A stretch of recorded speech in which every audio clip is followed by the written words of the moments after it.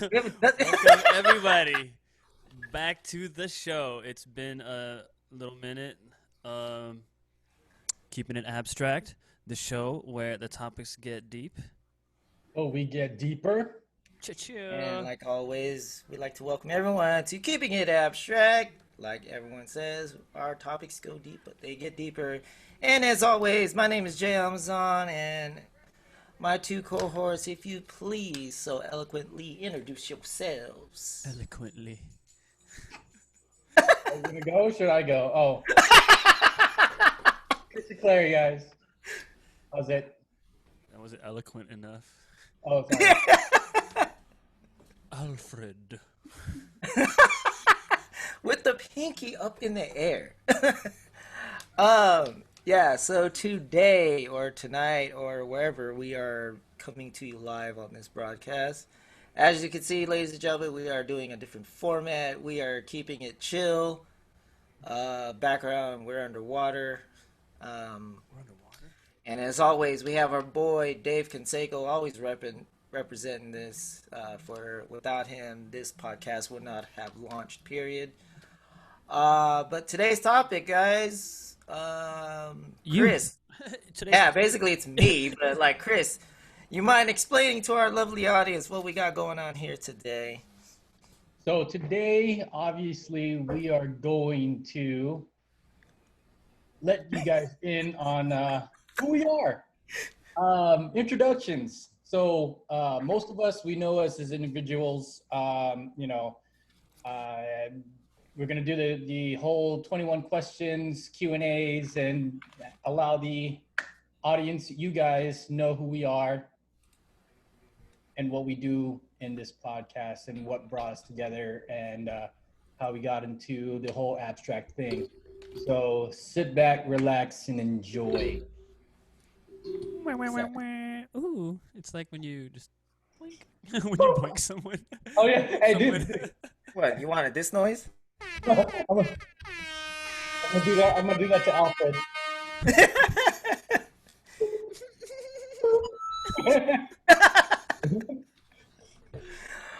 All right, so these random questions that we're going to be asking each other, I guess you could call this the interview series because obviously there's going to be an episode where we get to find out more about Mr. Alfred as well as Chris. But for today, bleh, you get to find out a little bit more about me. Who is Jason Amazon? And his Jason's not even spelled like normal Jason. Hell no, there's even a story behind that. I mean, Start you off guys with your have name real quick then, since you just mentioned a little story about your name. my name. Start Um, off with So ASL. ASL in your background. explain your name.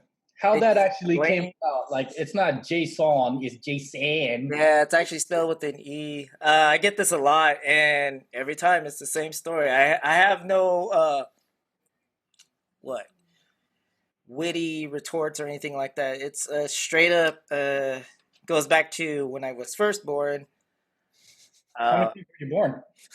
what year was I born? Like No, how many times were you born? This is just the first time. It's the first time, right? This is the first time? when I'm talking about the third or the second time you were born, right? Let's not get it mistaken. obviously.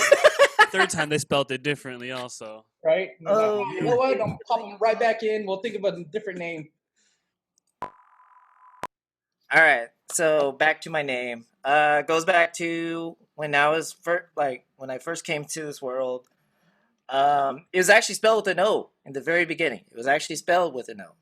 Oh, so there was a first time. Yeah, Right? that was the first time. Yeah, obviously. So the Uh, second one, well, no, because So push it back in. no, no, it was basically the reason why it got changed is because my grandpa, my mom's dad, around this time frame, like, and he had like this really thick Filipino accent. So every time that he would call me, he'd call me Jason, Jason, like with the O, not Jason, Jason, on. And my mom had to always correct him. And then she finally said, "All right, Dad, it's not Jason, it's Jasen. Jason, what's gonna make you say Jason?" And I don't know what the conversation was, but she ended up having to go legally change it to SEN, so my grandpa would pronounce it. Oh, crazy. Yeah, it's How old were crazy. you when they changed your name? This was when I was a baby. Like, and like you have to remember, like So I within, was like the first like week or like month? I'm not too sure, but like I do know that I was actually his first grandchild. So he was very proud that both me and my brother were both Filipino babies when we came into the world. So like, but he was really like having difficulty just pronouncing my name at that time. So that's the reason why my name is spelled with the E and not with the O. That's interesting. I didn't know that. I always wondered for years, but never cared to ask. Well, because it's Like your name's it's like, Jason. All right, cool. yeah. Well, it's the same thing as like when you Well, want to ask definitely, people. okay. Yeah, I mean, like, why do people spell their Jasons with Jayson? Like Oh, right. that. I know. We know. Like you have to pronounce Jason, like that definitive. You know what I mean? Yep. When it's like it's like soft J. You know what I mean? Jason. Right. It's All French, right. bitch. It's Filipino, motherfucker. Jason. Jason. But yeah, he was actually the one that got me into wrestling. If that little tidbit right there, he would always sit me on his lap. Pro wrestling. Yeah, like back when like Andre the Giant, Ric Flair, Hulk Hogan, like them days, like he'd sit me on his lap, and every Saturday Night Live we'd be watching wrestling on this little ass TV that's like black and white. But That's he'd the be same able to tell me like who's who. That's actually the same thing with my mother's parents. My grandparents on my mother's side, they actually watched a lot of WWF back in the 80s and early 90s when I was a kid. Yeah. Yeah, dude, I could totally relate on like That's watching like, fucking yeah, I used to it. do that with my dad. That was a big come up for like us, like our generation, I guess. Yeah. And like our parents' generation. That was like the dopest entertainment at that time. Yeah, it was. Let's just Or put it that way. TGI Fridays. Remember TGI Fridays? Yeah. Oh, yeah, but like that was more for us, not our. That Not was our more for parents. us, not for them, but like like our grandparents and parents, they raised us on like Leave It to Beaver, I Love Lucy, and Yeah, man. like a lot of the black and white stuff, Leave or It- even when Leave- they started Leave It doing to like Beaver, color. Andy Griffin's Yeah. show. Yeah, Andy Griffith. Yeah. Let's just work up from there. So we got the name change story. Yeah. Where were you born? I guess were you always in Sac or Oh yeah, I was born and raised in Sacramento for the majority of my life, and then I didn't move out to the Bay Area probably like 9-10 years ago. okay, dope. And But you went to Florin, right? yeah, I went to Florence, graduated from there, and what was it? I was just talking with my other DJ buddies the other day. Like he remembers going to that area like back in the days, and like we were just reminiscing. Like, yeah, man, I graduated from there, and like the changes in Sacramento now. I'm like, dude, this is not home anymore because there's so many changes have happened out in that area. Like even like with Florence High School, like it used to be like an open area campus, like you could actually just walk on there, but now they got this like tall black metal picket fence all around the whole campus now. Like you can't just willy-nilly just walk on there. Like you gotta go through the main front office now, and like even then you gotta like hit a button to enter the gate. I'm like, dude. Valley High School, where I graduated, is the same thing. Yeah, I saw that too. I was like, oh shit. There, I was like, damn. Like, I mean, there was times when I used to like. I feel like Valley implemented that years ago, though. No, like this was recently that they did this. This is it's really getting bad. For Valley, they did it like years ago, like super years ago. But like, man, it used to be so open where we could like cut class, come back from consumeness, and then have people wondering why you have like a strawberry smoothie. You know what I mean? Oh yeah, because they would go across the street to that cafeteria since it was like literally across the street. Yeah. And what tripped me out was like when I used to see those fuckers like come in from Valley. I'm like, what the fuck are y'all doing here on our lunch hour? Like, y'all need to get the fuck out. Like, I'm trying to eat too.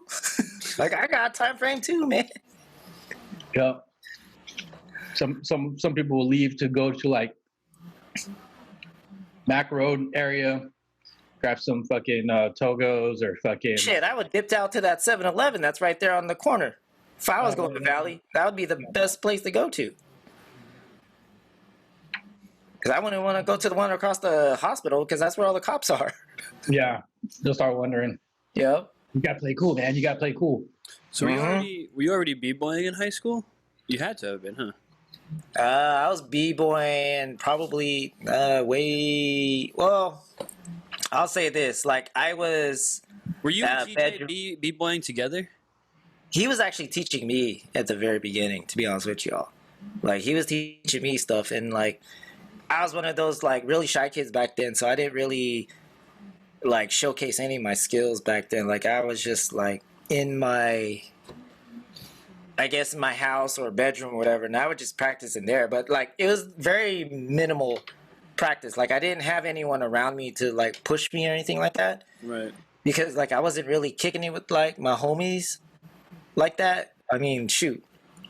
My junior high school days, I was still, nerding it up and doing, what was the... Nerding it up? Oh, because, like, dude, that was, like, big back in the day. Like, the big thing for us back then was, like, baseball, basketball, football cards. We were still collecting that shit. Oh, yeah. And, like, we were still, like, you know, invested in, like, collecting, like, rookie cards. Like, if you had the Ken Griffey or, like, if you had MJs or, like, if you had Rodmans or, like, just rookie cards in general. Like, those were, I think, one of the things that we were really big into back then. Like, we weren't really into, like, what the shoe game is now. Like, they still had the shoe game, but, like, no one was really on the shoe game unless you're into the sport. When you were in high school, we were in... What year is this? This is like 90, 91, 92. Like, when all this stuff was, like, getting popular. But even then, like... This is like the start of the shoe game, huh? Yeah, because, like, no one was really collecting ones back then. Everyone was really trying to go after, like, when Space Jam came out, everyone wanted the Space Jams. Well, that's way later. Yeah, but you know what I mean, though. Like, those... Okay. But, like, that was probably, like, one of the... If you're a basketball star, people wanted your shoes. Yeah, like, shoot. I mean... That's the whole point. Was Yeah, because, like, everyone was trying to go after the Barclays, Up-Tempos, the Scottie Pippen, like... You name it. I had some Bo Jacksons back in the day. The Bojacks. Yeah, like the Air Trainer ones, like the original Air Trainer ones, like, yeah, those were the shoes back then. They weren't. Yeah, like the Zoom Airs. Yeah. I mean, those were the shoes back then. Like, it was, and that, and when Wu-Tang.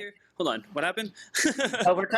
we're talking about like the early 90s to mid 90s, like, and then when Wu-Tang came out, everybody was like, oh, I gotta get the Timbs. Time frame. Yeah, because everyone was trying to be East Coast. So you were into the trendy stuff back in the day before. Yeah, everyone was trying to be East Coast with Timberlands, Tommy Hilfiger, Polo, Ralph Lauren, all that. So you were up to date with hip hop, just not into the actual b-boying yet. Yeah, because like I said, like I was. Well, yeah, because, like, I was still being a nerd and being a shy dude, like, back then. And when my homies... How did you get into hip-hop back then? How did I get... Because for me, like, okay, for me, right, like I said, you know, I'm younger than you guys, right? Yeah. For me, the introduction to hip-hop was when I was around my cousins, like, around your age and stuff like that. It's like, they were the ones where, when I would see them, it's like, oh... What's this? This is tight. Snoop Dogg. What's this? This is tight. But, like, you know, for you guys, like, where did it come from for you? Was it just like you saw it on the radio, or you heard it in the radio, and that was it, or? You know what? I think it was when the boom of MTV came about, and like for the most part, when I was like ingrained in like just doing dance routines back then, like being exposed to MC Hammer, Vanilla Ice, and then you see like Oh, okay. yeah, because remember, like I grew up watching the Ninja Turtle movies on the big screen, like the original Ninja Turtle movies, and then when you see them bust out with Vanilla Ice and Ninja Rap on the big screen, you're like, oh shit, that is tight. So like, you know, your movie idols, you're like, dude, that's freaking sick. I want to do that shit, right? And so like, you know, we're just doing routines and whatnot. And it was only when we started seeing like kid acts, like The Boys. When you say we, this is you and TJ? Me, TJ, my cousins on my dad's side or my cousins on my mom's side. When we started seeing all these kid dance groups, we're like, we could do that same shit. We could do these things. And then like, you know, I guess my first exposure to it was when my grandma noticed that me and my brother were fucking around doing the Running Man, Roger Rabbit, all that shit. And then come to find out, she had signed us up to do this showcase over at the Rizal Center way back when. And I was like, say what? Can you still do those moves right now? The Running Man and the Roger Rabbit? I'm not going to get off my stool and do it right now because like you don't get from the waist up. Just scoot back and show the audience for the viewers that don't know. No. Sample. It's not gonna work here. I'm like in a 2-foot square here. It ain't gonna work. I'm not gonna turn my camera down either. Just do this. No, The new Running Man. the fake Running Man. But no, like she made us do this dance performance at the Rizal Center for her Filipino cultural thing, and I was like, for how long we gotta do this for? And what made it awkward for me back then was the fact that we had to wear matching outfit. And this matching outfit, for the love of God, I don't know why they decided that this was going to be the outfit, but I remember them picking like, I think it was like white shoes, black shorts, and I think like a white tank top type of thing, but like brightly colored print on the tank top. And me back then, I'm like, I feel exposed, dude. Like, these are like clothes I don't normally wear. Why are you making me wear shorts and a tank top shirt? I'm a skinny Filipino kid that's about 7-8 years old. I don't feel right. So like we did the routine, and that's basically my exposure to it. But like, I was just like, dude, I do not feel comfortable doing this. And that's where it was mainly like, all right, let's pull everything back. You're just gonna stay in your own little corner for the time being. You could, cause like what it really was is that I like doing this stuff. I just don't want to be dressed up in that in front of people at that time, right? I think it was being in front of people at that time and knowing what I was wearing. I was like, if you guys know, I still have this conscientious thing about me. Like when I go out or if I go anywhere, like I have to be comfortable with what I'm wearing, no matter where I'm going. Even if I'm like just getting up for the day, I want to be comfortable. So like my whole routine is basically, you know, shower, get cleaned up or whatever, and then put something on, basically an outfit, but like it'll just be an outfit for me to feel comfortable in being at home. And when I did that performance, I was like, that's not what I want to be. That's not the comfort level I want to have. Sounds like it was traumatized you at like 7 years old. It's probably. I think that's probably it. Low key. Now that you think about it, I think no. Now that you said that, I'm like, that's probably why I am how I am now with how I am. Right. Especially when I get dressed and stuff, because my girl be acting like, where the hell are you? Why are you getting showered up and cleaned up? You're staying home today. Like, it's Saturday. I'm like, I'm not going anywhere. It's just one of those subconscious things, I think, that when you pointed it out, that if I do go out, I'm ready. Well, that was my other thing too. No matter what. That's my other excuse. Like, I want to be ready if we have to do anything. Right. So, like, I don't have to redo everything. Right. But okay. But yeah, that was basically my introduction in that was dancing. And you know, growing up and then going through like middle like maybe a year or two later, like my uncle got married and all the kids were getting down, and we actually kind of freestyled the performance with me and my cousins. Like they did a routine to Another Bad Creations, Aisha, and then on the next, because they, all the aunties and uncles and everyone that was there, they're like, encore, one more, and they're like, uh, and they were like, hey, get Jason to the TJ, get Jason to the TJ, and so like me and my brother go out there with them, we're like, what the fuck are we gonna dance to? Just follow us, just follow our lead or whatever, and then like we ended up doing like another Ice Ice Baby medley thing. Running Man, Roger Rabbit. It was all freestyle. And then when we broke out in circle, and that's when we started doing the b-boy shit. And then that's when I was like, oh, okay, this is cool. We started getting into the whole b-boy thing. And then years later, my brother's pursuing more of the b-boy circuit because MTV's starting to come out. We're starting to watch music videos like Chief Rocka and some of the other music videos that were coming out back then. And I was just like, dude, these. So was he was always more into b-boying than you were then? Yeah, he was actually more into it. I was just exposed. Like, I like watching this stuff. Like, I'm absorbing it.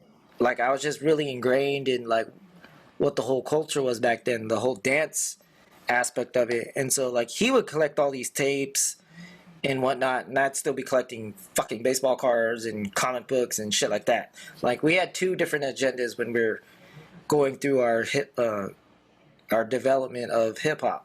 What's your guys' age difference again? He's only a year younger than me. Oh, okay. But he was back then he was more outgoing and being more social. I was more of the butterfly, like keep me away, keep me tucked in somewhere. Like I don't want to go out. And then when high school came around, that's when what do you call it? My buddies decided that they're gonna start their own b-boy crew, so they were doing that. And while they were doing that, I was doing more the community service, student union type shit, ASB. So I was still doing nerd shit. But then on the underground, like I was still learning more of the hip hop scene and gaining more knowledge. And I would say by my sophomore year, that's when I kind of like went kind of full fledged with like, all right, flip the script, here's turn off this switch, turn on the hip hop switch, get really ingrained in like what I'm doing.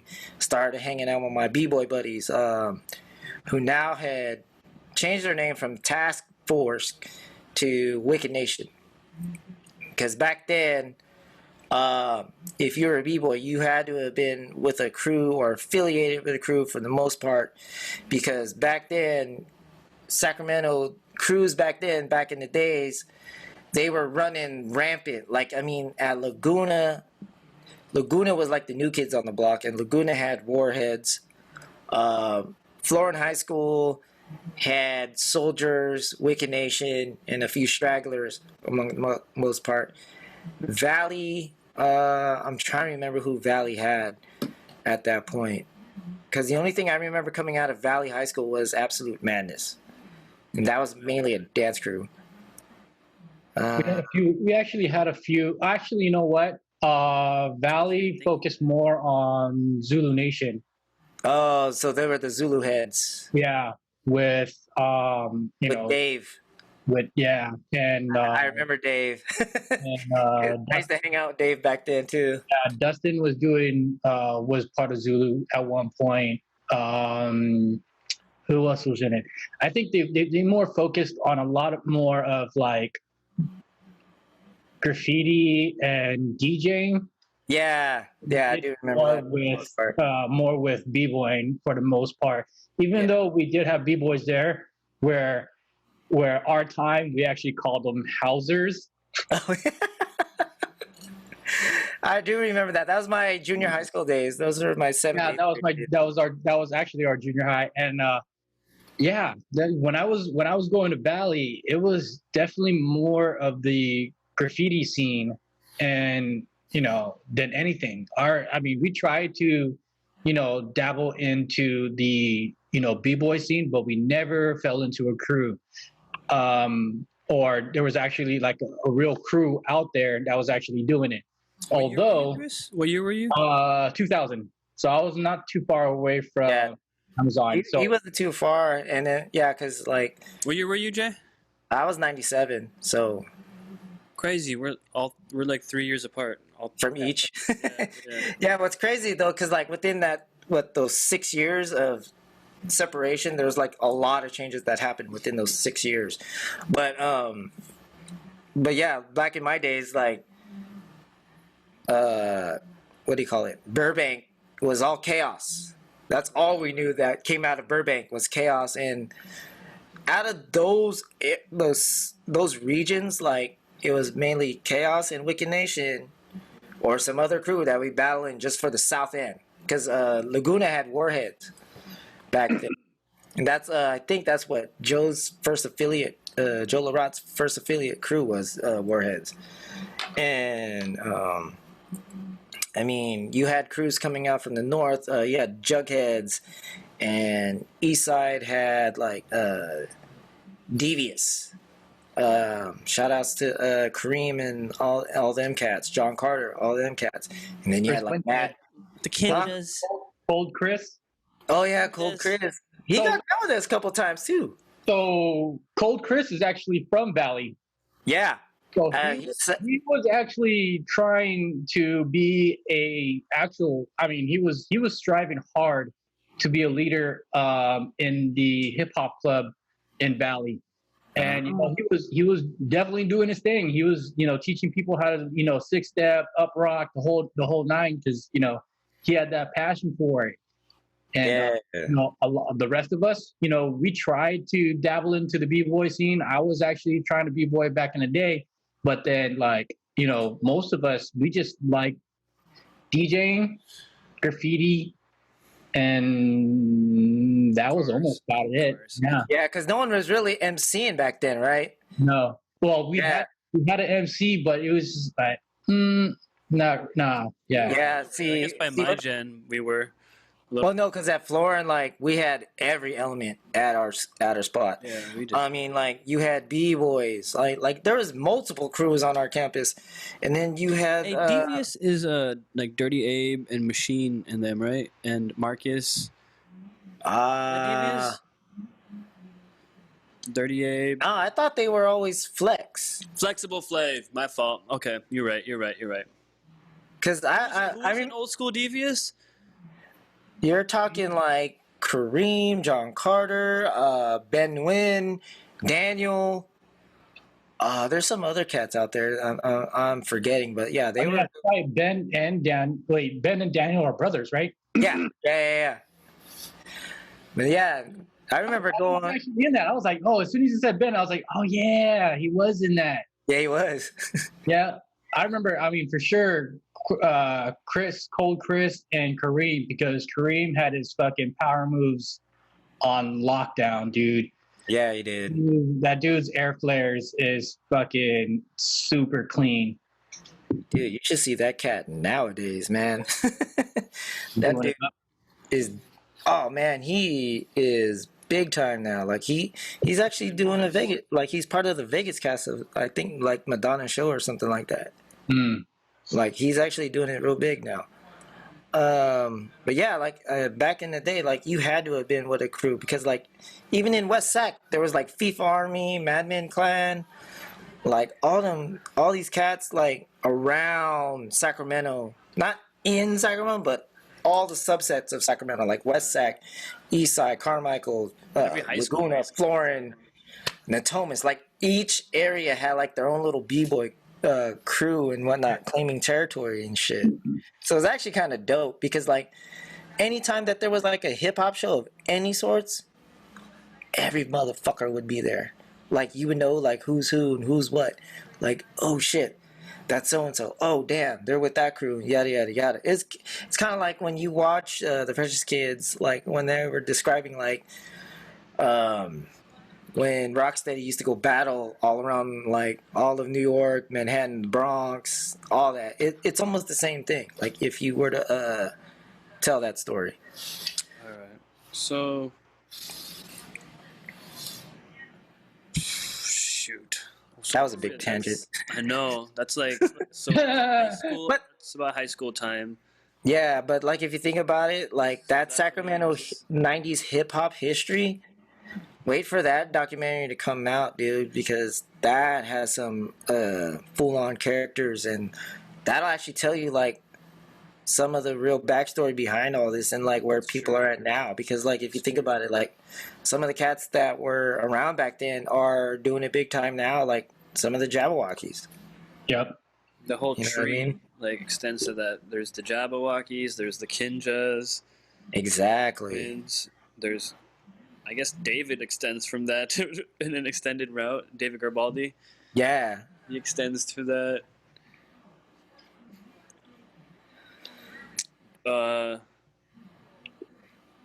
For So obviously, some of us already know that you, Simon, actually started Abstract. Yeah.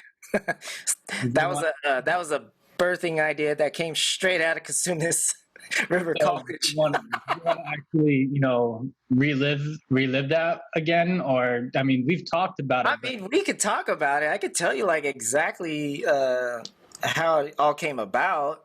without going into a tangent. Well, I'll tell you the backstory. I'll tell you a brief backstory of it because the way that Abstract came about. And But- wait, and go. Okay. F you, man. No, but it's important because like without this stepping stone, Abstract would never have been created. I'll tell you that right off the bat. Because when I was b-boying during the summertime, what was this, 98? I got asked to come dance with this crew called Ballistics. This was Lamar's crew. And Ben was a part of it. Ben Viato. Ben Viato is actually a member of Abstract. And this was way before Abstract. So when I got asked, I was like, all right, sure, no problem. And then come to find out, oh yeah, we got this big competition called, huh? nothing. No, and then they tell me like, yeah, we got this big competition coming out called Taboo 2. I'm like, say what? Yeah, and we're going to use your routine. I was like, come again? So I was like, okay, I guess we're doing this now. And we also picked up a few other cats along the way. Jeremy Young, rest in peace to Jeremy Young. Yep. He actually got down with Ballistics, and then a few other cats got down on that crew. And Ben was on it, so we're all like dancing. And he actually learned this routine. So we do the routine that me and my other boy had created, and then that fall, going back to Casunas River College, was actually my first actual real semester at college or JC. And that's when like all the Laguna cats came into play. Dan Dizon, John Ritterband, Simon Magsusi. And then at that, during the Taboo 2 showcase, like all these cats were there. Simon was there and he was like, dude, that's so dope. Like, I want to get down. He's like, all right, yeah, I'll let you know when we have our next practice. You come through and then we'll practice. Yada, yada, yada. We ended up performing at Phallic 98. And that was one of my last active years as being a community support activist for the Filipino community, for the most part. I got introduced to that by Leaf, but that's a different story. But yeah, we ended up performing there, and then that whole fall, while we're going through JC, going to school and whatnot, the crew started falling apart because when you have a co-ed dance group, motherfuckers like to play around. And if you don't know what that means that if a male and a female are kicking it outside the crew, eventually some shit's gonna go down. And how you approach that shit, that's on y'all. So that's what actually ended up messing up the whole chemistry and vibe with Ballistics. And so when Ballistics became defunct, Simon was all about, yeah, man, I'm hella down to dance, yada yada yada. When do you want to get together and start dancing? I'm like, hey, just let me know anytime, whatever you want to get it down. Let's figure this shit out. So after Sing Naktala, we're still kicking it hard, yada yada yada. And then come January next semester, when spring semester starts, Simon hits me up like, hey, you still down to dance and perform and whatnot? I'm like, yeah, I'm down for whatever. And he tells me, all right, I got us a gig. I'm like, the fuck you mean you got us a gig? We don't even have shit. What gig are we doing? And then he told me that we're doing Christina Chun's Cotillion. And I was like, how long we got? February? I'm like, oh shit, okay. How are we gonna do this? Like, who can you get? And he's like, well, do you know anybody? I'm like, I mean, I can ask around, see who we got. And at the time, I was kicking it with some other homies that I'm no longer really tight with. But, if I ever ran into them, I'll say what's up. But anyway, so I ended up getting my friend Corey to dance with us. And then he ended up pulling John Ritter Band. How come... Can I ask a question real quick from here? Yeah. How come you never just joined Kaboom at this point? That's my that's my brother's crew, and there's always gonna be that brother rivalry, animosity kind of thing. It's like I kind of want. It was always like that. It was never. Growing up, yeah, there was always that, I guess, rivalry.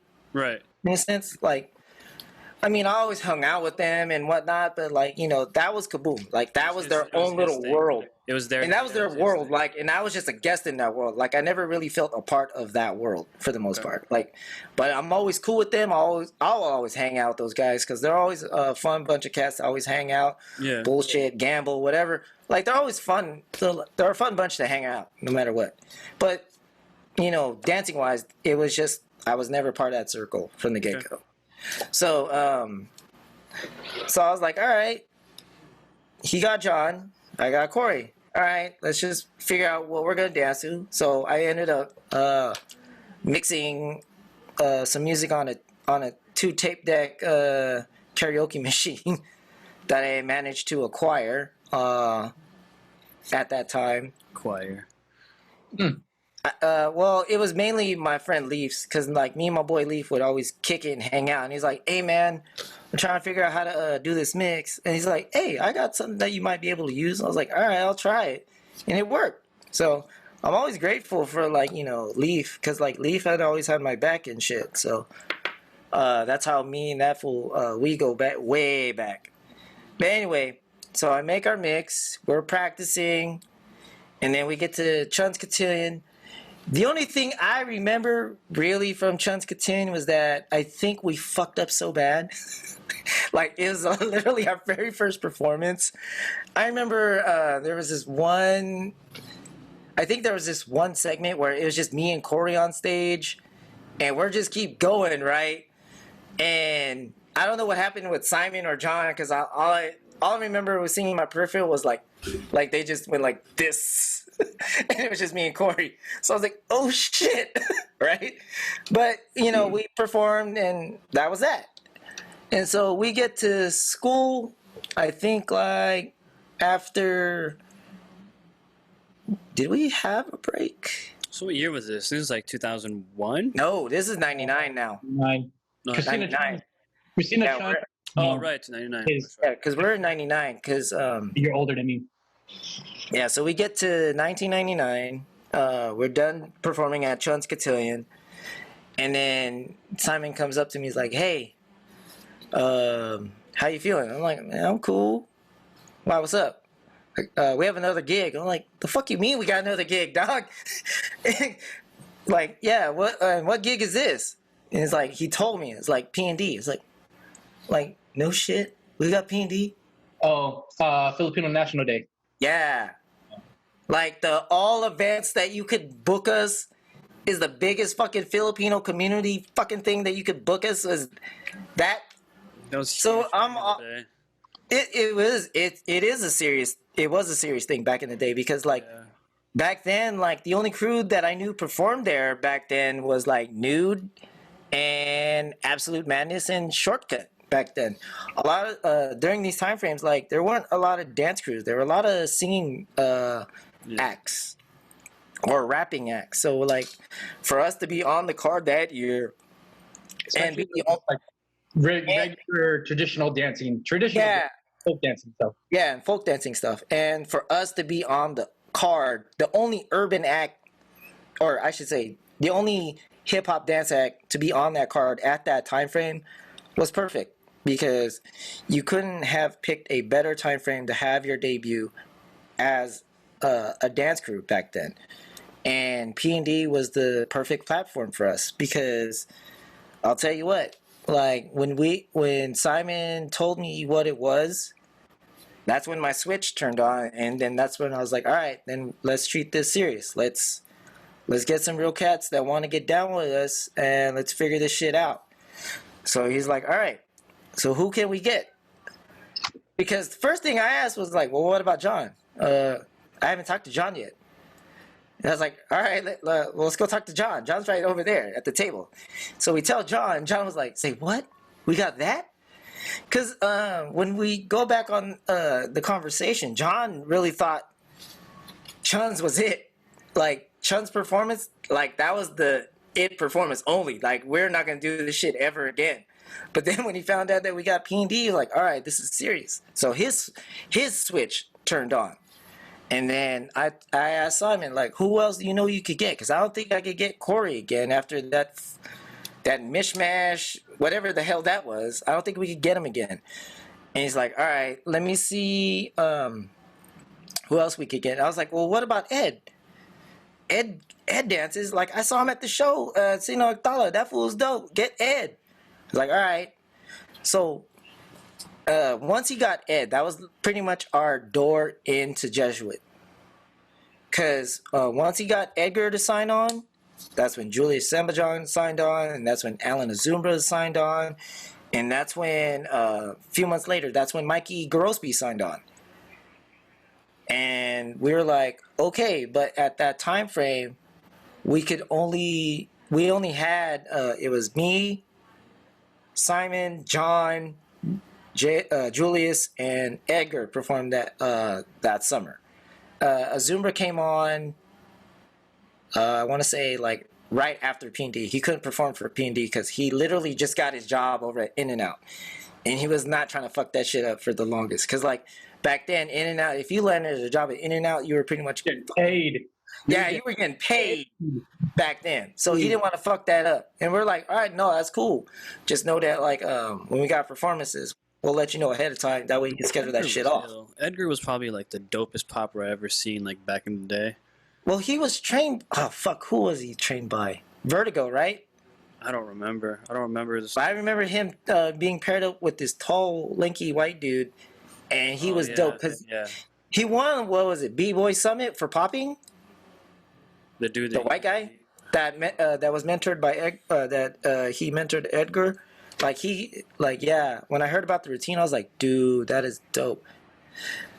But anyway, so going to P&D, we still didn't have an official name yet either. We weren't really called Abstract Styles at first. Abstract Styles was a part of an anagram that I had created, and I was just fucking around with names and shit. It was called Mash at one point, because I think in my mind I was like, yeah, we're gonna like I don't know what the whole concept was, but we're gonna mash some shit up, because it was a mishmash of shit, right? Of like us, and it was basically the anagram was movements of abstract styles and hysteria. That was the whole anagram. And then Simon was like, dude, that's hella long. Is there any way we could make that shorter? I was like, what about this? And I just put my thumbs over the M and the H. And that's how Abstract Styles was born, for the most part. He was like, yeah, let's run with that. I was like, all right, cool. Was So- this 2000? No, this is all still 99. We're like, the brainchild of Abstract Styles was born literally on the Cosumnes River College campus in their break room. It was literally birthed there. And then, yeah, when we got to P&D, when we came out, that was like our breakout performance because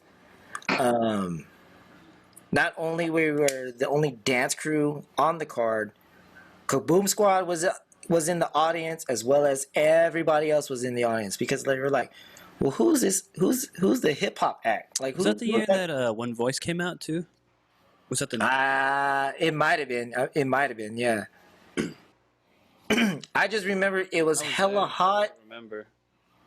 Well, I'll say this: it was hella hot, and the genius idea to wear anoraks in the summertime in June in Sacramento was insanity. Genius. Yeah, exactly, because it was so hot. And I was like, yo, I'm gonna learn and I remember when we were practicing in Simon's game room, because that was pretty much our first practice area before we started having multiple practices at either John's, my garage, or Simon's garage. And but his Simon's game room was the first place that we ever practiced, and that's where the anorak routine was born. And so, like, there's early footage of me choreographing, and then like the couple nights before, I was like, "Hey Simon, man, I gotta have you choreograph the anorak routine. You just gonna have to nail it out, bro. Like, I don't care what you do, you just gotta nail it out." And he did, and it's like, it was dope because, like, you know what? I'm gonna learn this, but I'm not gonna perform it. There was a reason why I didn't want to perform it, because I didn't want all that. Because I had a suspicious idea that everyone's gonna be looking at me, and I didn't want that. I wanted for other people to shine, because, like, for some odd reason, I felt like I'm gonna get recognized right off the bat, just knowing what the fuck was going on. So Everybody to know the routine, if instead of looking at over their shoulder and be like, oh, I missed a part, or yep, I'm following what they're doing. yeah, Jay that has a distinct look too. yeah, and honestly, I stick out like a sore fucking thumb Jay has a sometimes. distinct look. Yeah, and I didn't want to do that, so I was like, I want these guys to shine at this part, because like Jay has this Dragon Ball eyebrows. part. Well, no, because like when I saw the anorak routine, I was like, yeah, I want you guys to rock this shit, not I me. just remember, dude, as a kid, the first time I seen you, I remember I was just like, this was Dragon Ball eyebrows. Like, that shit's But real. no. Like, this shit's real. I'm But not you know gonna what- lie, dude. That was my first. I don't know you. I'm like, I was an 8th grader. I was like 13 at this time, and I'm like, oh, this is dope. Like, this is what you guys were doing is dope. Because the only other group I knew at that time was Kaboom. Boom. Yeah. It was Kaboom, and then you guys. That's all I knew. Well, if you think about it, like back then, that's what pretty much anybody else knew. Like, Yeah, there wasn't any other like dance crews back then. So yeah, next to like next to Joe and Phil, I was just like, okay, there's this guy that looks like he's from Dragon Ball. He stands out. I'm always gonna look for this fool now. And because Yeah. you and Chris, or you and John were the short ones too, so you guys were in the front often also. Yeah, we were, You were the and small ones. small ones. And then John, what made him stick out was the fact that he would just smile the entire fucking time. It didn't matter what the song was. Like, That he would cheesy. cheese. He had too much facial expression. Yeah, and what was funny is that like that stuck because everyone knows that's who that guy is. Like, that's what made it tight. And the reason why I say the anorak routine, like, I learned it and I didn't want to perform it because I knew that was gonna be the highlight of the routine. and I didn't want to be part of it because I didn't want to have it take away all the shine. Like I wanted abstract as a whole to shine at that point, and I knew that that was going to be the pinnacle point of like that whole routine. And then what made it even more perfect was that when we had my cousin make the mix, we're doing our playback and like we're matching up all our sets to certain sections, and I was like, ooh, that's gonna be the spot for it. We're gonna have that as the anorak routine because no one knew like what the fuck are we wearing these anoraks for, and why Simon got on the bright yellow one. First off, because he's the lightest Filipino there. And he liked yellow. And he likes yellow. DZ straight up had goggles on. I remember that. Oh, that was I think that was like a year after. Was or that whatever. the next year? That might have been the next year, but no. When they did that routine, it was Redman. Redman featuring Busta Rhymes. Was it the Goodness? I want to say. Yeah. Yeah, it was that beat, and it was perfect because like that was just the Redman. Busta's it was just the Redman beat, and then all of a sudden, because the lead up was like, "Can you bounce with me, bounce with me?" And we did this shit, bounce with me, bounce with me. Like we get in our formation and we're setting up the anorak, right? To the point where like all of a sudden you see like dum dum, like what the fuck? Like everyone's first reaction is like, holy shit, because like you saw like Kaboom doing this shit, and like, and when I watch it, I'm like, fuck yeah, got y'all motherfuckers. No, because like when you watch it and then we see Simon's expression, like, yeah, this is the shit. Boom, that, like. You guys are living your moment. Yeah, that was the moment right then and there, and. Way to put it. Yeah, and then when I thought about it, I was like, fuck, I should have done it. But then now I really think about it, like, no, that was the right decision to make. It was the right decision to have at that time, to not be part of it, because then that gave other people the moment to be like, oh, who the fuck is that? Where's Jay? He's not even in this piece. This piece is tight. You know what I mean? So, like, So that was the birth of abstract. that was the birth of abstract styles in a nutshell, and we pretty much had a big ass nut. and that was pretty much our like the big summer highlight. And then the other one that came right after that was Liberty's Cotillion. That's when we performed as a whole as the full six, and that's when Azumber was on board. So obviously abstract's a big part of your life. And Yeah. I guess fast forwarding, because we're gonna touch upon these abstract stories as we talk to more people along the road. Obviously. It's catching up to now, right? Yeah. So like, what have you been doing since the years of abstract? Because obviously, you know, What year would you say abstract ended? What year would you say abstract ended as a dance group? Ooh. Wow. 2007? I left SAC 2005, and you guys were still going. Well, we were still a little bit active. Yeah. I would say. and I stopped around 2005, I think. Also, so maybe I'm gonna want to say the last official performance was when Jay came back. Was it the rollout one? No, this was like way after that. Actually, when did you start training Play? my stepbrother, DJ? Oh, when did I stop? Or No, start? You started your own crew. Oh, when I because because 5 Foot Giants was around still when Abstract was like Yeah. your side project. we were still doing some shit because Abstract was still going with like me, Dane, Jay, and CJ at that time frame because we were still was doing. that? 2004. I think I was in 2000 that too. That was when I was still in. Oh no. That was when I had left Sac State. Yeah. Yeah, that's when you were gone from Sac That was State. right when I left. Because we were going a lot out toward the Bay Area Yeah. after the fact. Because Jay was still tight with like Sean and them. I want to say maybe around 2000, maybe 2006, 7.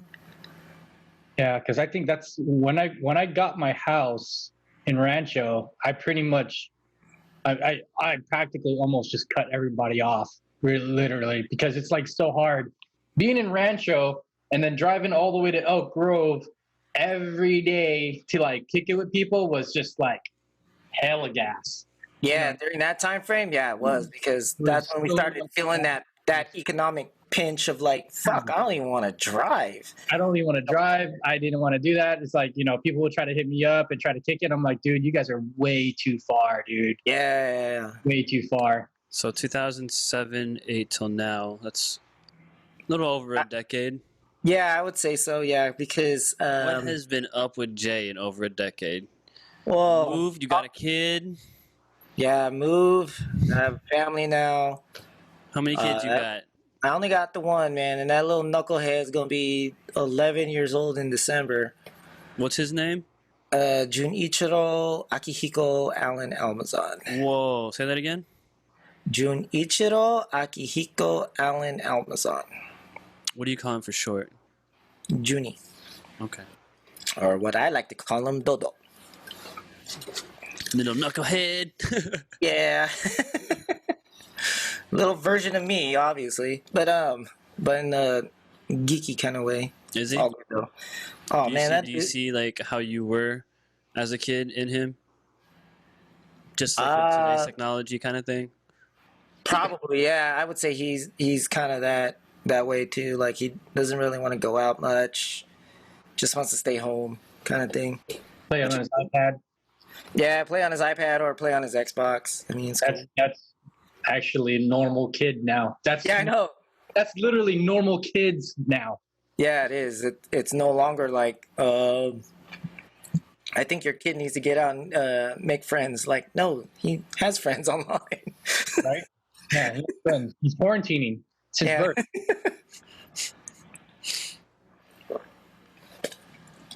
All right. What else? Yeah, after Abstract and up to now, I mean, like, shoot, I had my own dance crew that lasted about a year. It was co-ed. 5 Foot Giants? That was that one? 5 Foot Giants, yeah. I mean, that was the one that... of 6th floor, right?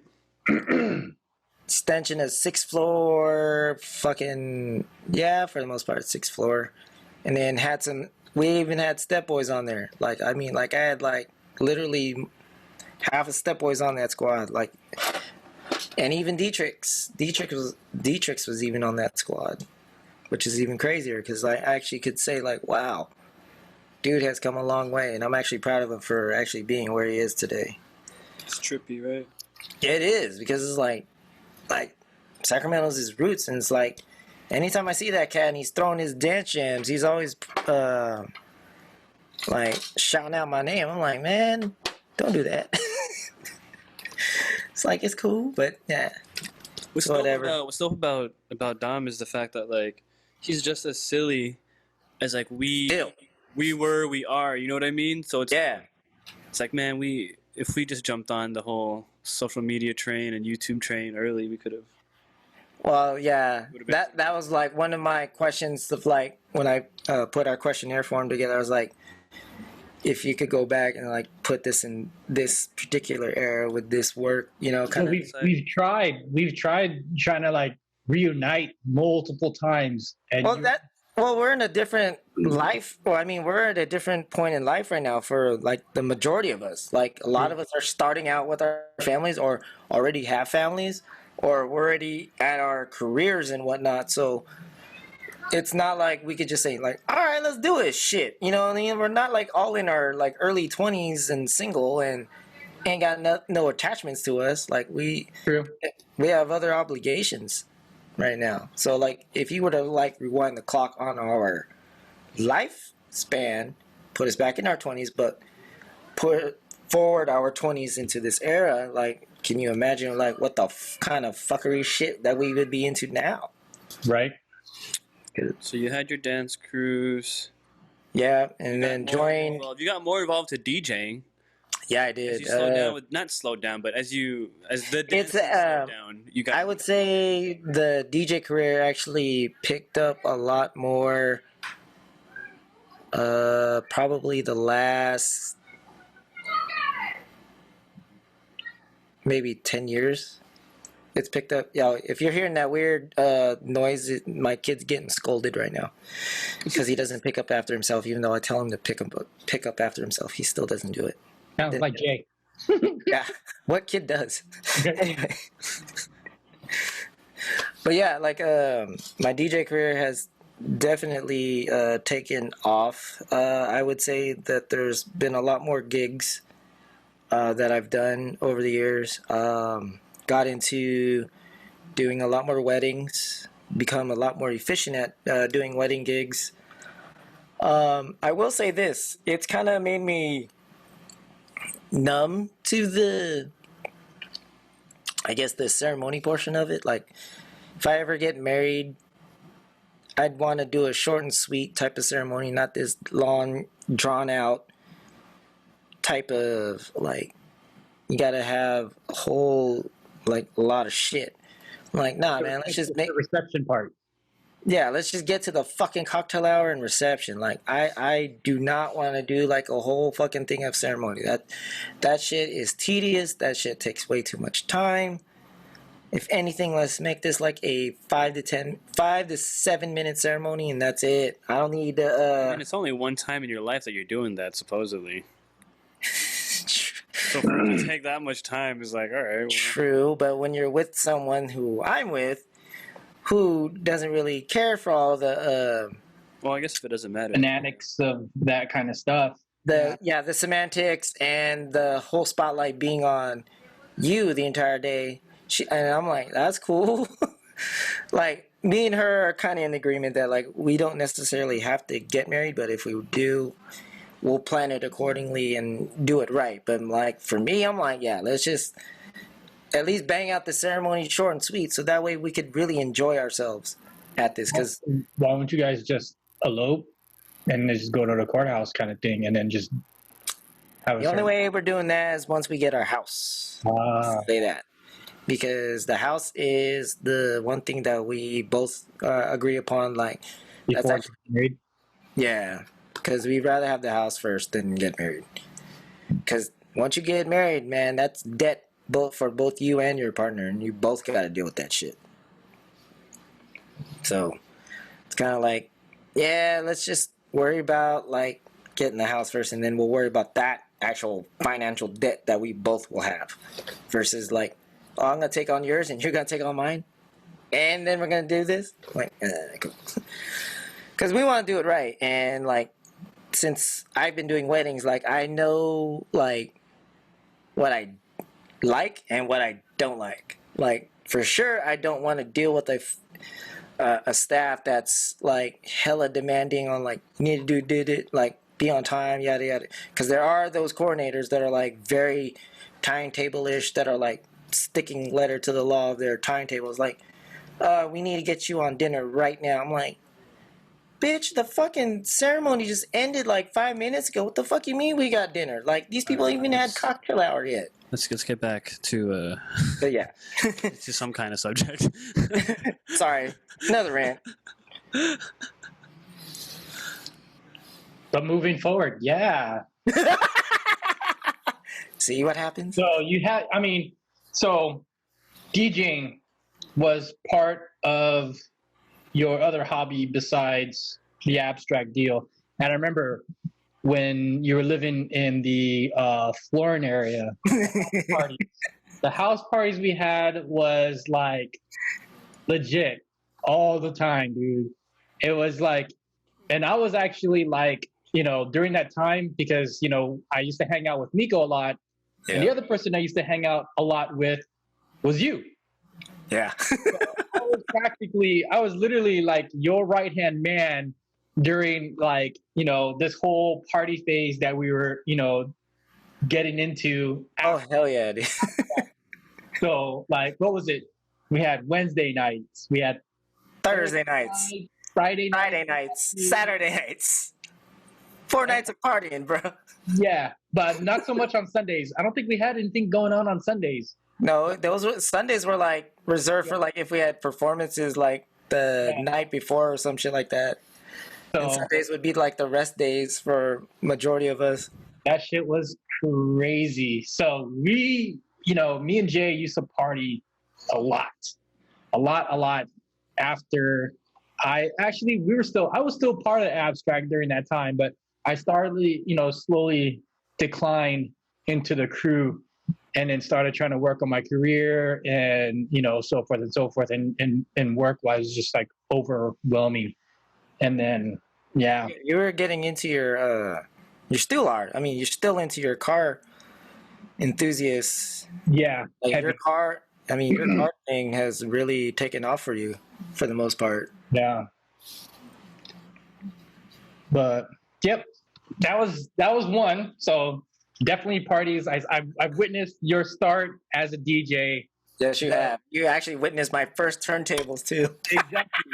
So let's relive that real quick. So you started with what, and then just moved on to what you actually have background right now, because you practically have like a full on like home studio going on right now.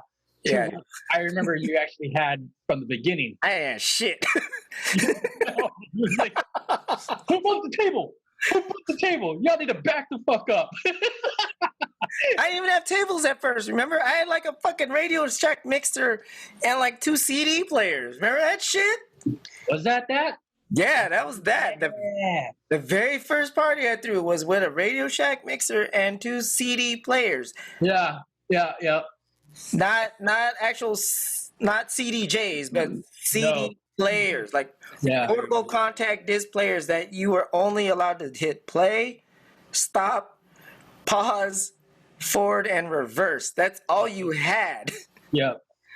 So yeah, I had that was growing pains like 1,000 times fold. Like I didn't even think about like trying to go after turntables, because at that time I didn't know how to acquire turntables, for one, and then 2, I knew that they were expensive to even get. So what really set me off on getting these, at least getting the mixer, was just hearing DJs on the radio. I'm like, this can't be that fucking hard. Like, some of these guys' cuts and whatnot aren't even that great. I wonder how hard this shit is. Like, I know I got an extensive library. Let me see what I could put together. Yeah, you did. I remember that big ass fucking binder you had. Yeah, it was like fucking... Dude, it was thick. Thick. Yeah. And that was just one book. You still had CDs on your freaking... on your visor. You had hella CDs there. Yeah. Yeah. I mean, back then, you had to have had... You had to have that shit, because, like, how else were you going to DJ? It wasn't, like, going to be in a folder, hard drive thing that you would bring with you. That. Sometimes you carry the actual CD spindle with you. Yeah. And then you had the stoplight. It's like... flip. No, I know. You had to stoplight and flip through a book and shit like this. And then you see like what the DJs were doing back then. Like they'd have like multiple CD Logic cases, and in those like they had like labels for each CD and whatnot. So it's like, fuck, this took hella long, because they'd have like graphics. If you had a CD changer in your car, if you had like a changer. Dude, I had one of those and it got jacked from me like maybe a month after. It was like, motherfuckers. How did they know? Yeah, exactly. Well, because, like when you're lazy, like I was back in the day, I was like, fuck it. No one's going to take this shit. This shit's a... And then sure enough, they took it. But anyway. But nah, like I literally started... Yeah, I mean, like I literally started on a Radio Shack mixer and 2 CD players. And had to learn how to do cuts, blends, forwards and backwards on that shit. And when I did, I was like, hey, you want to throw a party? That's pretty much it. Pretty much. Yeah. And then after the fact, when what was it? When people actually started bringing over vinyl and mixed vinyl, like all these records, I was like, oh, it must be easy to get tables now because like there's all these record stores around to go dig at. And so, what was it? On my 21st, I asked my mom for if she'd get me turntables, and then she did.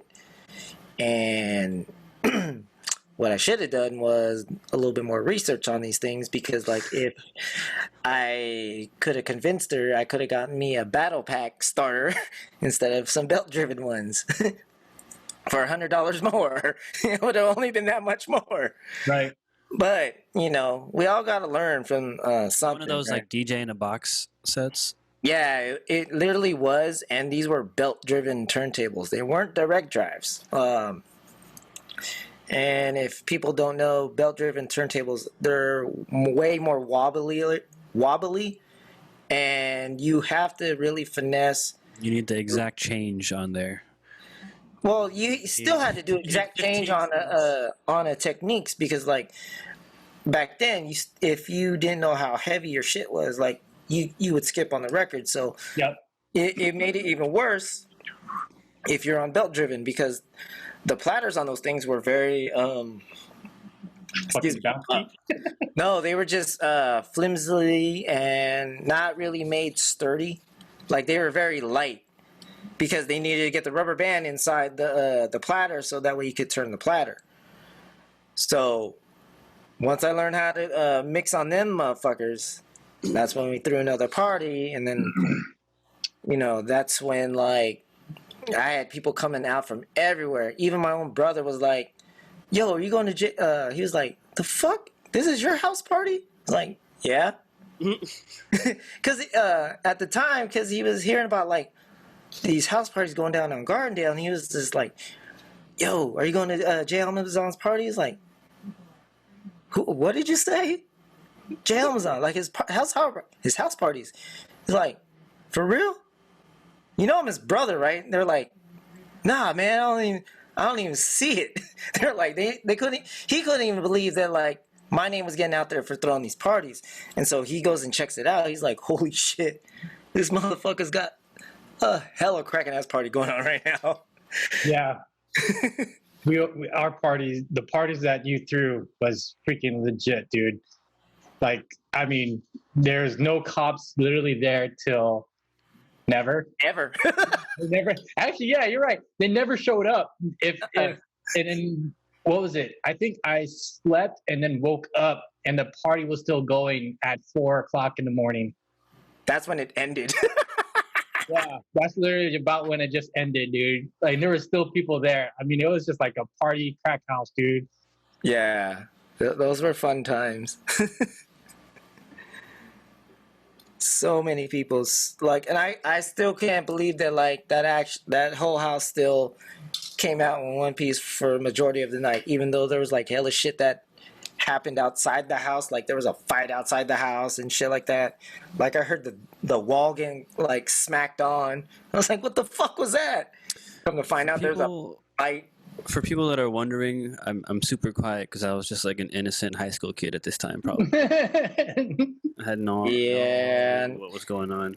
Well, that and we didn't really invite the kids out to these kind of things either because like there was alcohol involved. There was a lot of. I mean, I'm pretty sure there were some underage peoples there, but yeah, at least 18. But like when we talk kids, we're talking about like Dane and Jay. We didn't invite them. Right. We're like, sorry. Did he ever? No, I don't think That's they ever showed up. Wait, did they ever show up to a party? I don't think so. Jay and Dane. I don't think so. No, because Probably if they did, they would have showed out and like made everyone like, what? Like you guys are way too entertaining. Stop it. Yeah. They would literally take over the floor at that point, and that would be pretty much it. Actually, it wouldn't really matter because we were all getting like hammered anyways. Well, that and you couldn't really move in the house anyway because it was just too damn packed. No, it was way too packed. Like you talk about breaking capacity limits. Oh yeah, we did Oh that. yeah, we've done that multiple nights at your house. That shit was like we had people. What we had people in your backyard, which was like tall grass everywhere. We had people in your front yard, and we were like loud as shit. And then it was still Yep. Inside both the living room and the kitchen area. yeah. Never had Yeah. neighbor complaints. You never had. Hell no. No, Was that- because like what was it? Because this was the guy I was living with. That was his house, and the neighbors that were living next door were childhood neighbors of his from way back when. They just never moved, so they've always Oh, been okay. there. Tight. And then the people next door to us on the other side were some Mexicans. And then Is Chris touching himself? What's going on there? Oh, my back. scratching his back. And then like but yeah, like a lot of the other times no one really said shit because Tight. like I mean, it that was was a Crip. It was a Crip street too, right? something like that. Yeah. And you know what's funny is that like when I used to work at my previous employer, like some of the fellow employees I used to work with, they were like, "Wait, what? You live on 29th and Garndale? You lived on G Block?" I was like, "Yeah." And they're like, "Dude, I can't believe you used to live over there. That place is hella bad." I'm like, "That wasn't bad when I was there." I It was felt pretty cool. lit. It was hella fun. It was dope. I didn't have to worry. I just did about my business. I didn't really do anything. I didn't warrant any what do you call it? Suspicious behavior or any kind of No bad retaliation vibes. behavior come towards me. So it's like gave them no reason to. You know, kept it cool. Dang. So what's it like growing up with your kid now? Transition been? Because you're still involved with like, you never really slowed down with like dancing and In DJing. DJing stuff. So it's like, how's that transition? I will say been? there is a challenging balance to everything, and I'll say that like there's times where when I would be on a gig, I'd be like, man, I wish I was just home chilling. Like there's times where like I felt like that, and because it's like those weekends would be like back to back to back, and I'm like, dude, when can I get some breaks?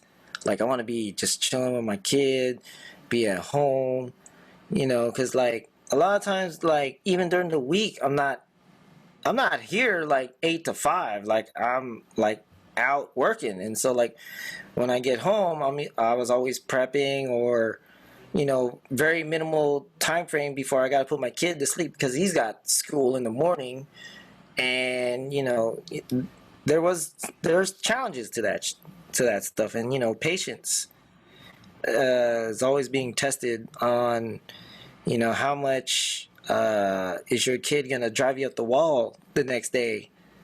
And I praise parents that have multiple kids that do work a 9 to 5 and have like an extra hobby, if they do have an extra hobby that creates a second income for themselves, because like, dude, that is a challenge. You know what's dope about you, Jay? Though, like I remember this from back then. Is you always were a calm person. Like when the egos were around and people get testy, like your ego never was like part of that mess. You were always one to like keep the Stay peace humble.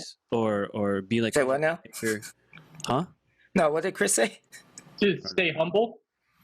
Yeah, Oh, yeah. Like Jay was always like just like a peacemaker. He was always like kind of patient, and like he would always like let things just happen, and then he'd like put in his 2 cents or whatever. Yeah. Well, because like even when So that's kind of I wonder like if that's how you are with your kid too and stuff like that, because you always Well, have patience. It seemed.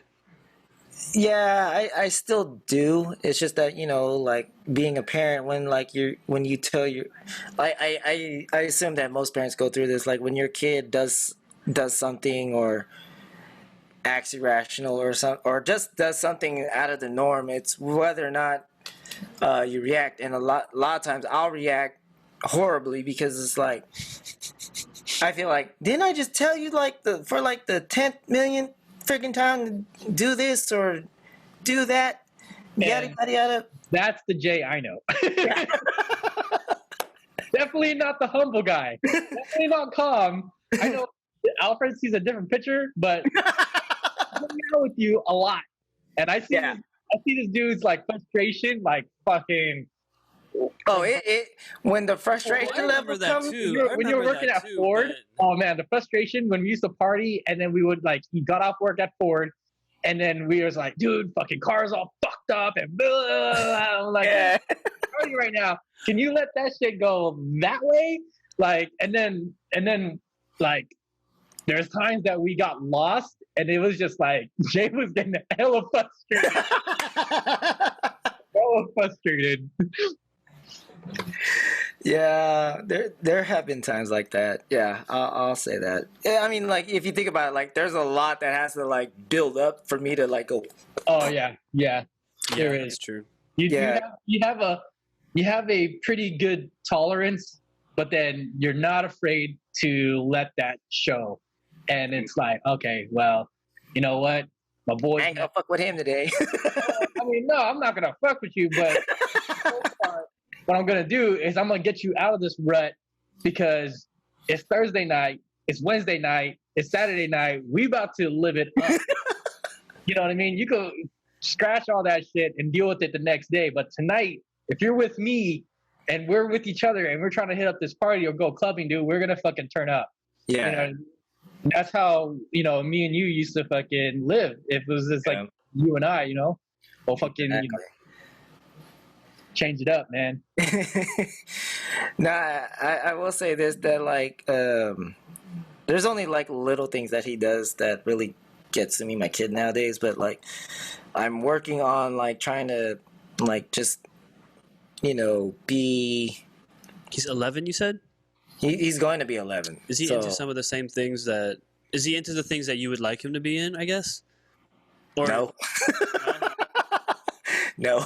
not yet. Or like I'm waiting to see what his his pre-teen teenage years will be like when he turns 12, 13, 14. I want to know what that chapter in his life is going to be like, because right now his mind's still, like, to me, his mind's still pure and innocent. Like he doesn't know ish to the real world right now. Like, and I kind of like that right now, because I don't need him exposed to like some of the other evils that are out there in the world that other kids have already been exposed to at his age, let alone that they're already dealing and doing at his age, but he's not doing. He's not even exposed to that concept yet, which I'm really thankful of, because like, oh God, that would be a friggin' nightmare for me to be dealing with right now, because we would be flirting with the idea, you know what, you're going to friggin' PI, kid. You can't do this here. Your life here will. It's a good idea, regardless. Huh? That's a good idea, regardless. Well, no, we've threatened him with that too, and he knows threats. Well, he's gotten to the threats where, like, you're not going. You're going there just with the clothes on your back. You ain't going there with shit. It's funny because I used to get those threats all the time, and I would hate that idea, right? Yeah, until I actually went to school out there. Then it's just like, oh, you know what? This is actually a great idea. I kind of wish. Now I like spread the word, like, yo, send your kids to the Philippines. Send your kids to the Philippines. But for him, it might be a difficult. For him, it's terrifying right now. Yeah, right now. Well, even especially now, it'd be a very difficult time frame. But even before then, I think he would have a little bit of a learning curve that will be difficult for him, because he doesn't. He like, if he would have went like maybe a few years ago, I think it would have been. He would have picked up on the Tagalog language fairly quickly. He'd be because regardless. Most kids Huh? out there speak English nowadays, anyways. Yeah, but you know, it probably would have been a benefit for him to go out there back then. But yeah, I've been learning on how to deal with my kid.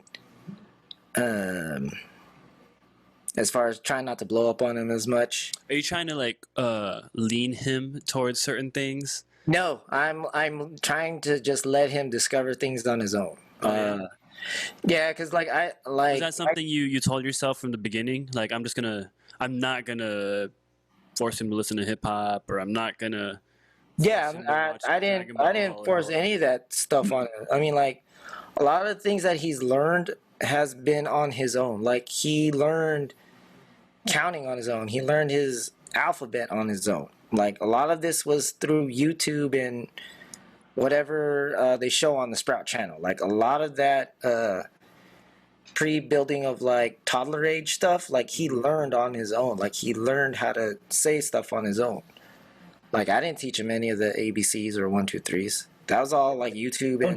Don't you find it kind of like difficult to, you know, like kind of understand your child as far as like, okay, what can actually pique his interest? You know what I mean?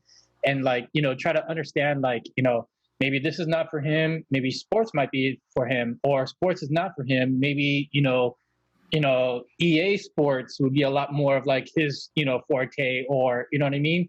Oh, Like- no. We've clued in on that. We do know that physical sports is not in his repertoire. He is, lack of a better term, 2 left feet. Oh, really? Oh, He's not really? coordinated? Yeah, coordinated in the sense of like trying to Physically keep your eye on the ball and like do physical activities. Like, can you dribble a ball and look down the court without actually having to look at the ball dribbling?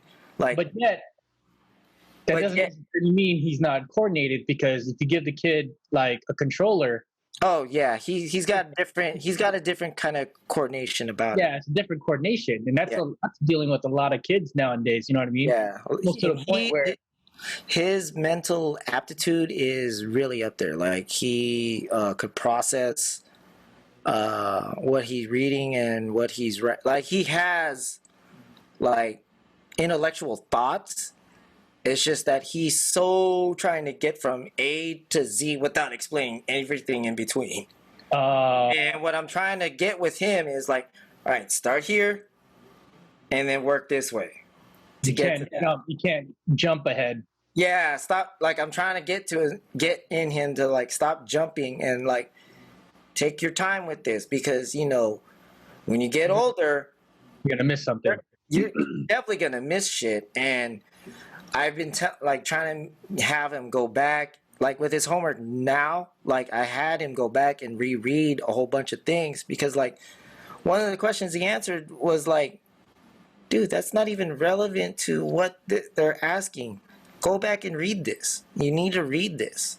Like, I know you didn't read this because I read it. I know exactly what happens to this character, but what you put for your answer does not make up what the question's asking. So, like, I've been trying to get him to go back and, you know, take his time with it, because what the constant thread with him is that he gets bored easily because he's rushing through it. And it's like, dude, I know you know this. You've shown that you know this stuff. It's just that I need you to slow down, take your time with it, and do it right, because you're gonna run into things where like you're gonna have to do it over again if you don't show your work. They're not gonna want to know the end result. They're gonna want to know your process. Right. So we're almost at like, I think we're just a little over 2 hours now. No, we didn't really start until like maybe an hour and 20 minutes ago. So Because we had like sound qualities, which are gonna pretty much take off, and most likely you're gonna take this off too. So Okay, Yeah. so we're We're at gonna- an hour and a half then. yeah, pretty much. Like we had technical difficulties going on at the beginning of it, so So this one's gonna be somewhat hard to redo for the most part. So at an hour and a half, we've talked about where you got your name from, where you came up from, We went through your high school story. Yeah. We went through your early college to abstract story. And then You post got your abstract. party boy phase. You got the fact that you DJ'd after that, and we got to talk about your girl and your kid. Yeah. What's missing for Jay right now? Any regrets? You have any Okay, regrets? we can jump into that. Anything regrets or like anything that you could do over? Ooh. Or not even a regret. Also a what if, because Yeah, what if? Well, because what if and a regret's regret not are really like a what two if different, either. like Yeah, two exactly. different things. So either way you want to tackle that or both. Or... You know what? The regrets, I don't think there are none because I don't think you could ever replicate what abstract styles is. I mean, you could try, but you'll never understand like how this bond was built between each and every one of us. I mean, you look at some of the friendships that are still going on strong today within abstract. I mean, like you see some of the other cats still hanging out, or they still call in on one another and just to say what's up, like how you doing. I mean, hell, I mean, I'm working with JR now on a different project that we have going on in our lives right now. And I mean, like that's how tightly niched that we still are with one another. I mean, we still talk to some of our other brothers. I mean, shoot. When we are all out in Vegas, hopefully one day we're still gonna go catch up with Lil J, and it'll be like nothing, no time has passed. I mean, like the only thing that we did. I mean, the only thing that's really changed with us is that life and what we have individually, but as a collective, when we all get together, it's like it'll still be the same. Like, we know who we are still. Yeah. Yeah. And nothing, I don't think nothing will ever change that, or you could never take that away from any one of us. So I think that's dope. So there's no regrets with my brothers at all. I will say this though, like if we were ever conceived in this era of where dance is right now, like if COVID was not even a thing, like if Abstract Styles was a crew that was coming out now, I think we would recognize the challenges that would be in front of us right now for sure. Yeah. Like if we were younger, or like if we just started up right now. Like if we had each of our younger selves go back to like our 20s, but then take our 20-year-old selves and plug us in this era. It'll be a whole different. It'll be definitely a different story. Yeah, it would definitely be because there's not really a lot of crews that bring the entertainment factor the way Abstract did. No, and until now. Even to this day. So I think we would still stick out like a sore freaking thumb, but it would be a good way. A good way, yeah. And the only ones that do comedic stuff is like Quest Crew, maybe. They hint at it. Yeah, and that's mostly because of Dom, because of D-Trix.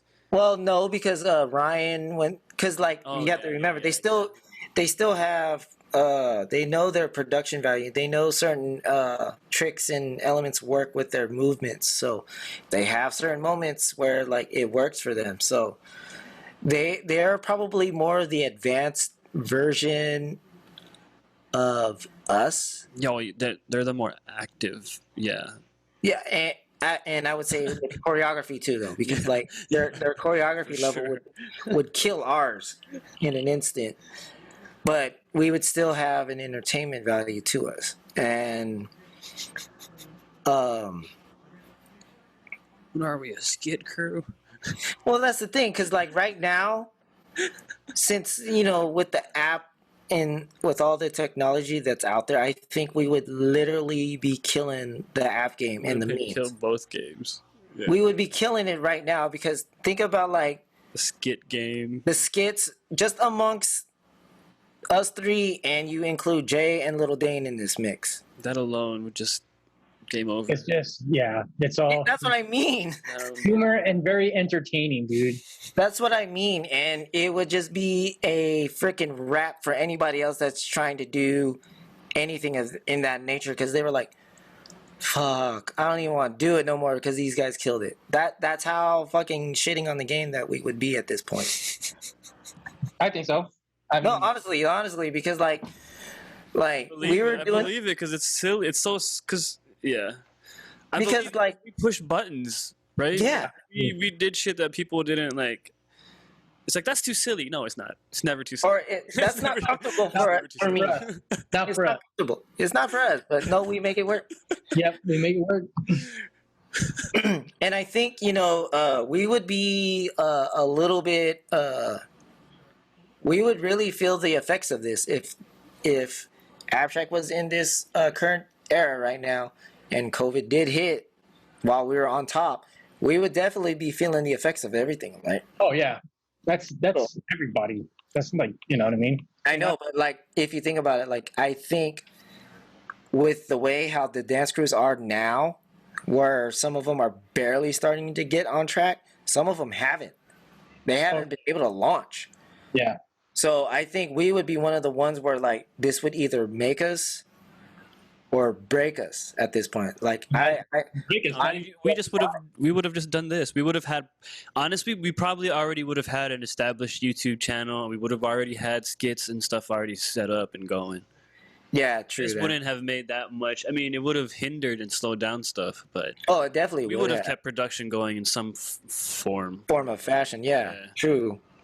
But I do feel that like And since we would be like 20 something, we probably wouldn't listen to all the news anyways. I mean, still kick it. no, but we probably would have more of a stronger opinion on our political views and beliefs at this point. So I think we would be a little bit more radical in our thoughts, per se. Maybe. I think we'd be a little bit more active in the community sense.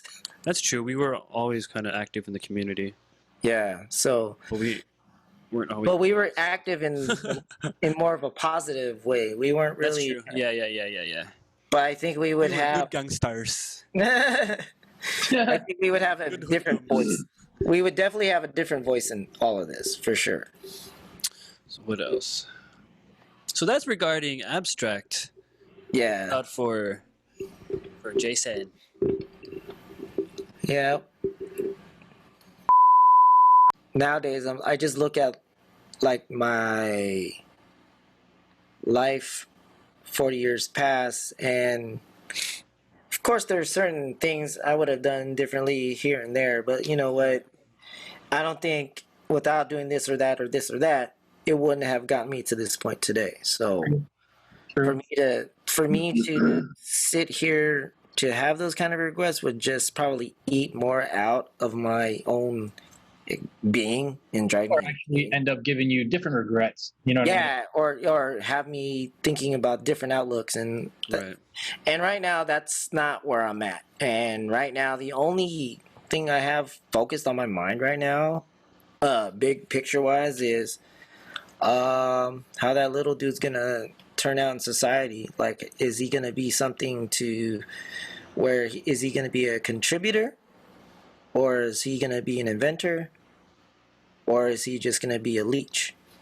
I mean, those are the only three outcomes that you really have in life. Like, are you gonna be a contributor, an inventor for something, or a leech? There's not much. Right. I mean, there's I haven't heard it put that way, but that's a good Well, way to put it. That's, I mean, like, you're either going to contribute to society, or you're Yeah. going to invent something for society, or you're just going to leech off society. There's no other. I mean, I can't really think of any other ways to put it. Like, because I mean, like, we're all, like, each and every one of us right now are contributing to society in some form of way, right? Yeah. Yeah, because I mean, like, True. well, I mean, like, Like my career is an essential career, so I am contributing. You know what I Yeah. mean? I mean, we're not. I mean, unless we're gonna invent something that's gonna improve the overall quality of life for every human being out there in the world, I That's don't coming really. still. That's coming still. It's in the works. I'll get there. Yeah, but I mean, but you know what I mean, right? Right, We're right. either working on something to better improve or contribute to help maintain. Yeah. Not like mooching off like, oh, I'm just trying to get my ends, or Right. I'm just gonna skate by until the next day pass or the next thing passes. Like, no, we're actually doing something with our lives. I mean, shoot, if we're doing this for what do you call it, for our own entertainment value, but like we don't even realize in the back of our mind we just motivated somebody else to do something with their life or whatever, then more power to us without even the acknowledgement. That's actually even dope. Right. To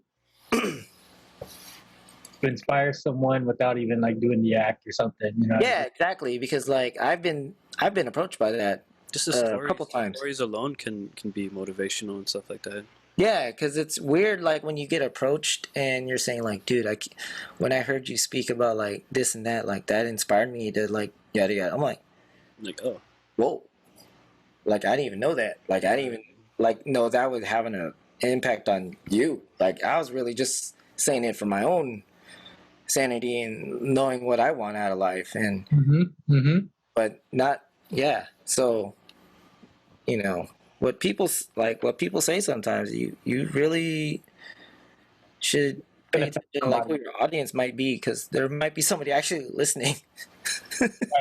so with that said, then Jay, do you have any last words, I guess, or what did we call it before? Fuck. Oh, the abstract perspective. What's your personal abstract perspective for yourself? Well, I'm not What's a gonna. good message you want to put out there? There you go. Yeah, I would say. What's something that how do you want to be resonated as? Throughout this whole entire time, like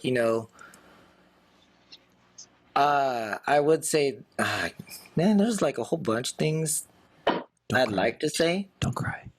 No, I just want to make sure that whatever I convey or whatever I say is correct, or not correct, but I don't want to contradict myself in what I'm going to say and make it seem like I'm just spitting shit out my ass and make it seem like, oh man, this fool's just like blowing smoke up somewhere where it doesn't need to be.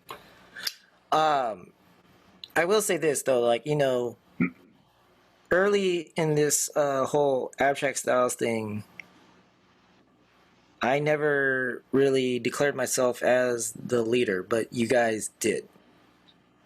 You guys made me the head of abstract styles. I mean, it was either you or Simon. I would say Simon was more of the... You guys were like the mom and dad of it. Pretty much. I would say Simon was more of the, what do you call it? Fatherly figure. I would say, yeah, he had the overall outlook and what's the word for it? Not necessarily fatherly, but he had the mentorship as far as like where we should go as far as direction, and I was just the guy to say, let's just do it, and we'll just see what happens from it. Because like my whole goal with abstract styles was not just me and the rest of you guys. I wanted it for everyone to have the moment for each and every one of us to shine. I think that's what made you the leader, is because you were the one that kept it consistent, and you were always the glue of it. Yeah, you know what I mean? And even after like years now, like it's still you that was like, hey, let's get together, let's have a chat or whatnot. True. How very true. I mean, other people still talk amongst each others and stuff like that, regardless. But like you've always been. Like, let's get everyone on this Zoom, or some like everyone on the chat, and then it was you. And honestly, I still want that, because like we still didn't give it its fair shake, because like if you think about it, like not everyone was still part of that Zoom call, and I still want that as like one of the ultimate goals. Like I want each and every one of abstract to be on that. Yeah, we'll get there. Yeah. Yeah, I mean, we'll get there eventually, but like you know, because like I wanted us to feel that, like, you know, that's so and so, or that's like when we say, oh, that's John Ritterman, oh, that's Dan Deasy, or that, oh, that's Euclary, oh, that's Paleo. Wait, what? That's both Euclary and Paleo doing this. Like, dude, that's freaking dope. Oh, wait, who are those guys?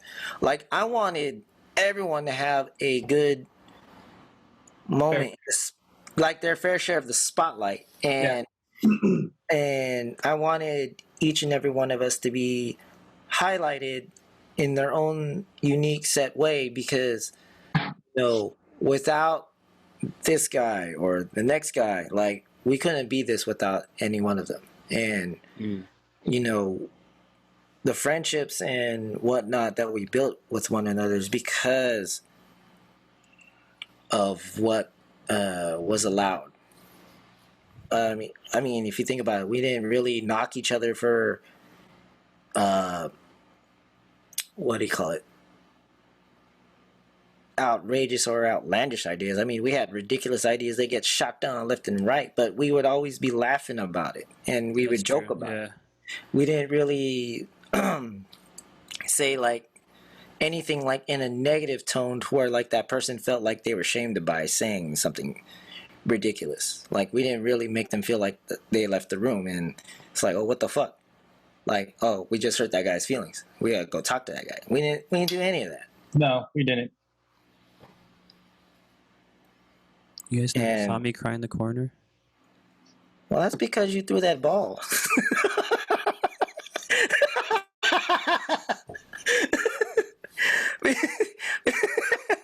That's why you got put.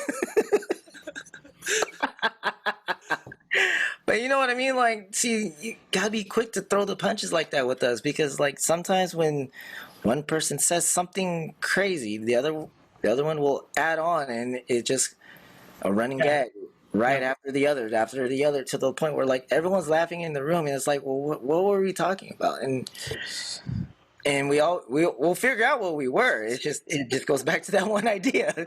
You know what I mean? But that's what made us dope, because we could say some fucked up shit to each other, but not really mean it. Yeah.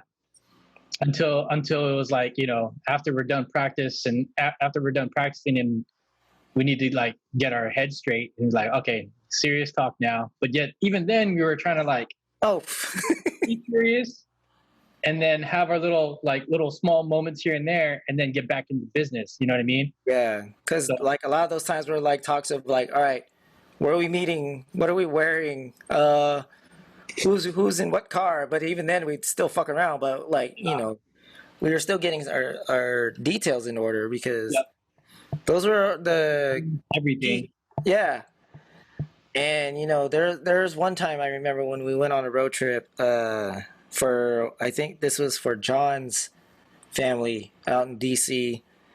And we were driving out to the city because this was on a Saturday, and we were heading toward the maze part of the I-80 interchange, where I-80, 880, 580, 90, all them freaking freeways all meet up in that one little area, right?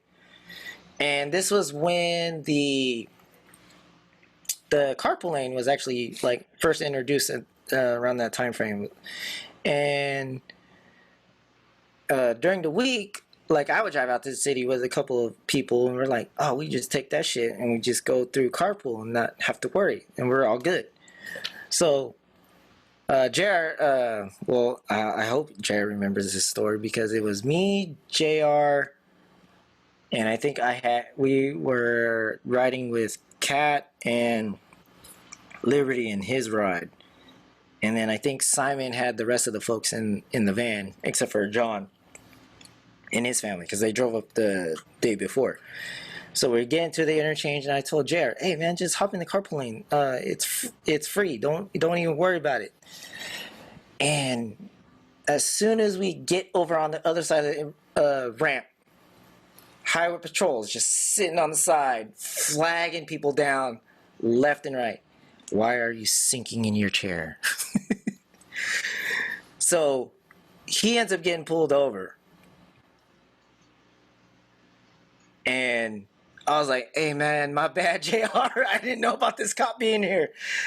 Because we were all getting tickets that day, no matter what, because we were riding in the carpool lane on the weekend. But, long story short, he let us all go, and we're all in the clear. I'm like, fuck, dog. I swore, dude, if you got that ticket, man, I would have paid for it. But, it's just one of those things where it's like, those are the kind of experiences that I don't think you could ever replicate with your crew like that.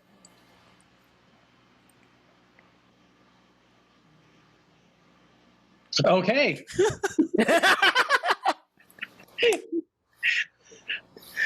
Motherfucking tangents, man. Yeah, sorry.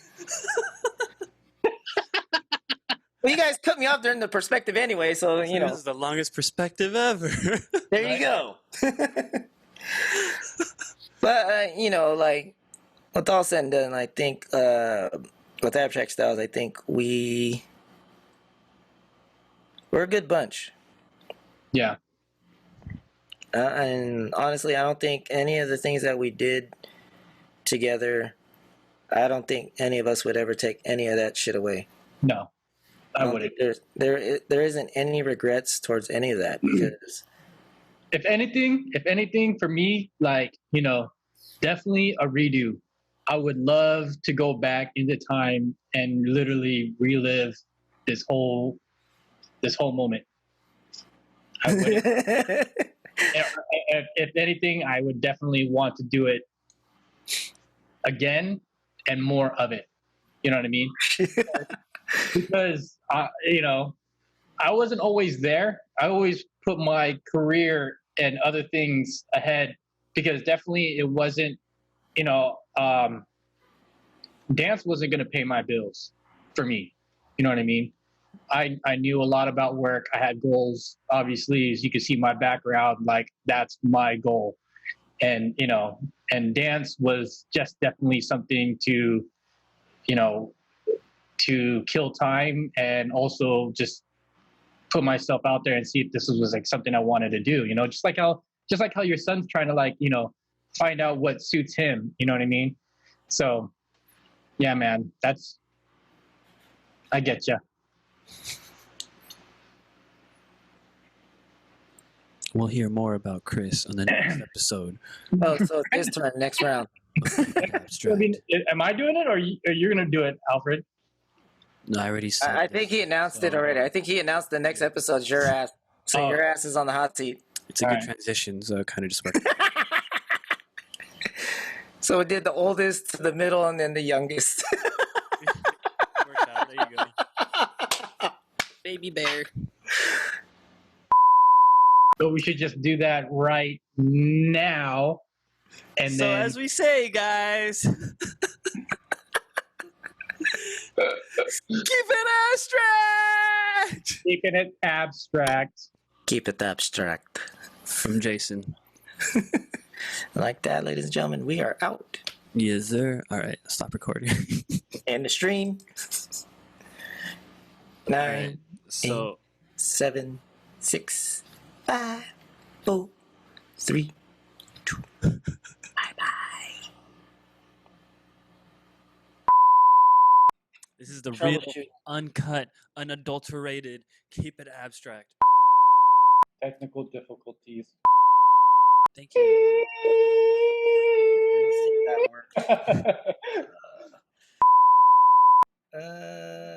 I'm still having issues on sound, guys. Hang on.